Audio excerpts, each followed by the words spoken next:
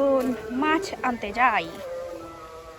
ঘেরে মাছ মারছে, সেই মাছ আমরা এখন আনতে যাচ্ছি। এই যে চুই গাছ পথের পাশেই লাগানো। এই যে ঘের ঘের ঘের ঘের আর ঘের, দুইটা তিনটা ঘের যদিও এখানে। এই যে এগুলা সম্ভবত রেনু ফোটানোর জন্য দিয়ে থাকে। এখানে সব কিছুই বিক্রি হয়, মানে আমি এখন একটা বিজনেস এরিয়াতে আছি, এখানে সবই বিক্রি হয় এবং এখানে যা কিছু পাওয়া যায় সব কিছুই টাটকা ফ্রেশ, প্রতিদিনের জিনিস প্রতিদিন বিক্রি হয়ে যায় এবং এখানে কৃষকরা অল্প কিছু কিছু নিয়ে যায় বাজারে। আর সব থেকে বেশি যেটা সেটা হচ্ছে তারা পাইকারি বাজারে বিক্রি করে। এখানে ফুলও বিক্রি করে তারা। এই যে টমেটো, এবছর টমেটোর বাম্পার ফলন,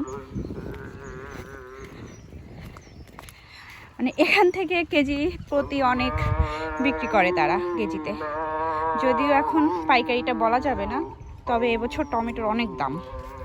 এই যে রোজেলা টি, এটা হচ্ছে সাদাটা রোজেলার ফল। এইগুলা হচ্ছে এই যে বৃতি, এইটা শুকায়, এটা ভেঙে এটা শুকায়, এটাই হচ্ছে রোজেলা টি।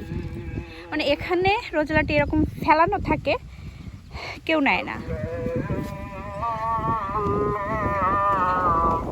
এই যে একটা ফসল শেষ হয়েছে, আরেকটা ফসলের জন্য জমি প্রস্তুত করা হচ্ছে এখানে।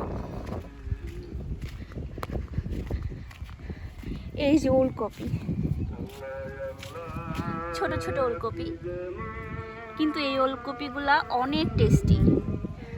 আমি বরিশাল যাওয়ার সময় এখানে এই ওলকপিগুলো আমি তুলে নিয়ে যাই এবং এই ওলকপিগুলো অনেক টেস্টি।